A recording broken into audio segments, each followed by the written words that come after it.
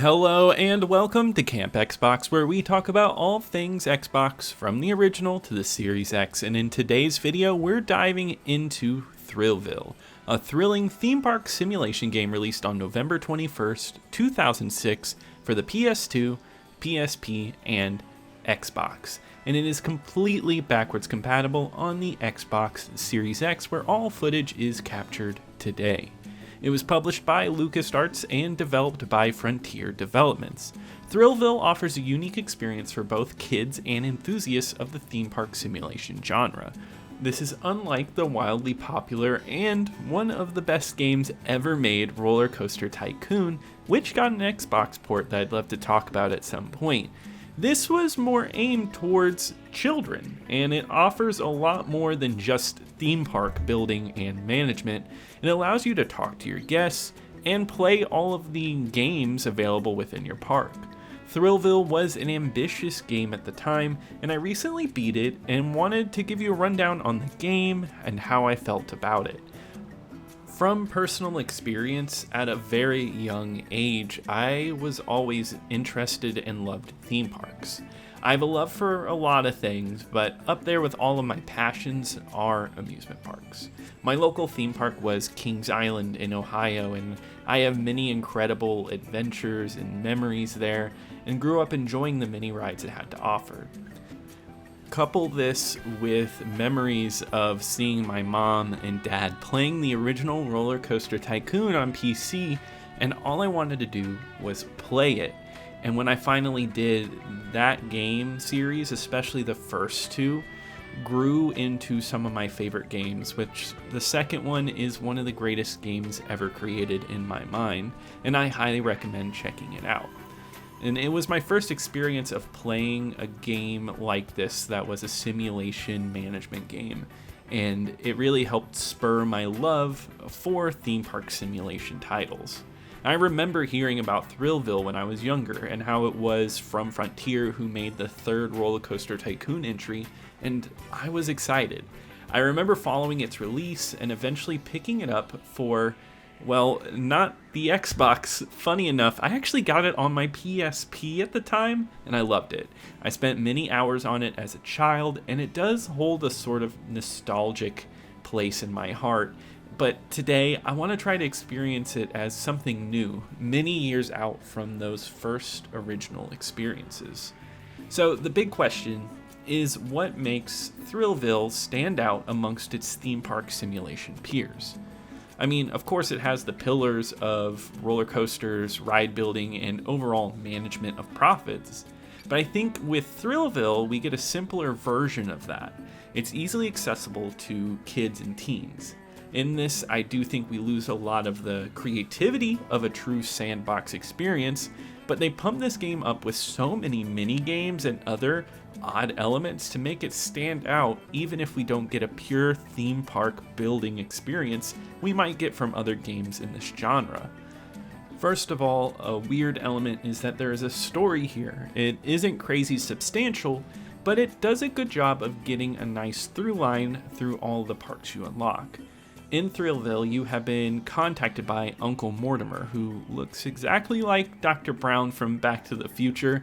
I don't know if they legally did this or what, but it's there, and he has tasked you to help make the Thrillville parks become thriving after a soulless billionaire has a plan on dominating the theme park world with his theme park ideas.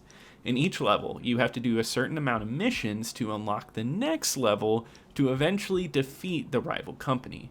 It might ask you to make a coaster with a tall drop, or talk to kids and become friends with them. You might need to get a high score at the shooting range, or just make guests happy. They tried their best to give you a great dose of mission variety when it comes to things to work on, and I really appreciate that. In a lot of simulation games, I always find there's a lot of downtime where you have to sit and wait for money to roll in order to get your next goal. Here, there are a ton of goals with a solid variety to make it so your journey never dead stops in its tracks. Unfortunately, with a lot of variety though, it can mean that some things aren't as fleshed out as others. But let's break down this game into many elements. first off, let's get into the biggest thing, and that is the actual theme park building elements. So each park is split into 3 sections, each with their own theming. It's a lot of classic themes like pirates, dinosaurs, or horror. In each section, you pick from a selection of rides and coaster types to build within it. All paths are set and cannot be exchanged or moved around, and where you place rides and stalls and coasters, it's all in predetermined locations. You also do not place scenery or construct lines. The only thing you really get to change is the color of the attractions. I personally love my simulations to be in depth and offer a lot of personalization. I want to feel creative, and honestly, I think this game takes a big hit when it all feels so predetermined and not all that creative. I do like, however, that at least with all of this, the roller coaster building, you can edit designs all by yourself and create insane coasters. In Thrillville, they have a more relaxed approach to coaster construction over other sims. No matter what your coaster does, it will reach the end of it. There's no crashes or physics.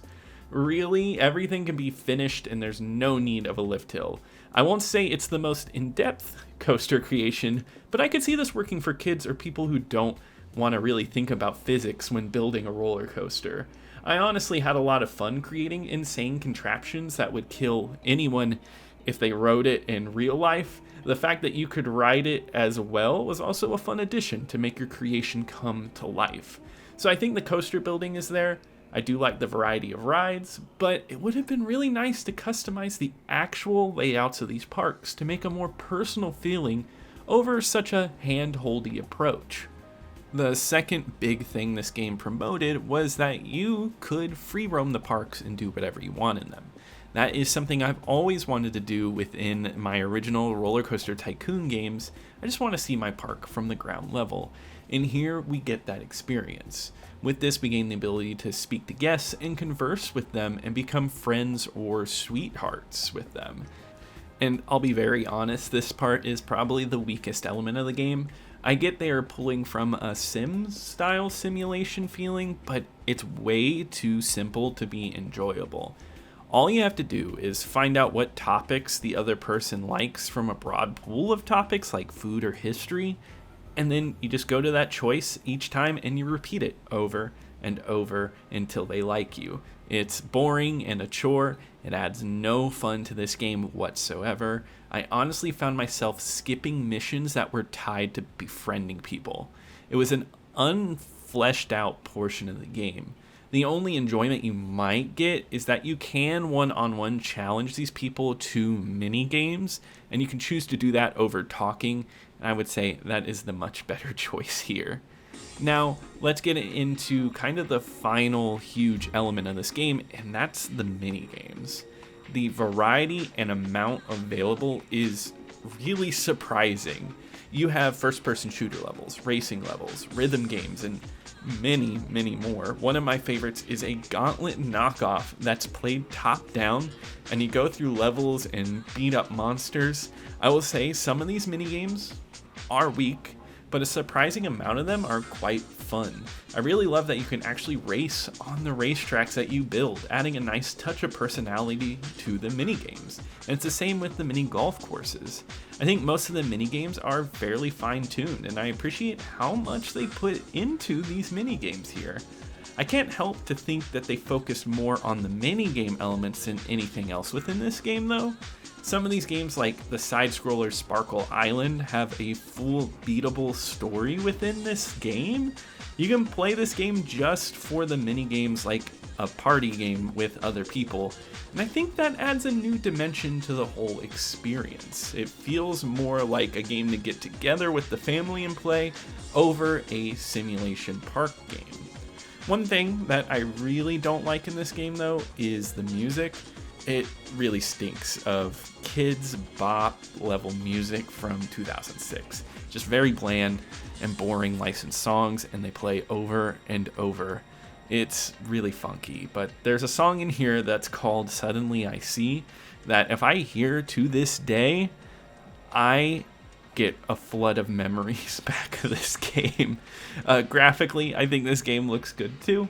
We were on the tail end of this generation, so we were really pulling a lot of good looks out of this console.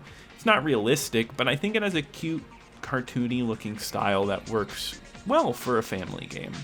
I honestly really enjoyed my experience and beat this game in just under 6 hours, which is perfect for this. I felt like I got a good amount of this, and once you beat it, you can go back, clean up any missions that you didn't do, and there's a solid replayability factor just off of the fact that you can go back and redesign and flesh out some of those parts you worked on earlier. In conclusion, Thrillville offers a delightful family gaming experience. While it may not reach the levels of other theme park simulators in terms of park design creativity, its minigames, appealing visuals, and solid park creation mechanics makes it a worthwhile experience. Though I believe Roller Coaster Tycoon, also available on the original Xbox, holds the crown as the superior game by far, Thrillville brings a refreshing twist to the genre. Contemporary reviews varied at the time on it, where some were more negative, citing that they found the game to be unentertaining, or that the minigames were just more exciting than actual park building.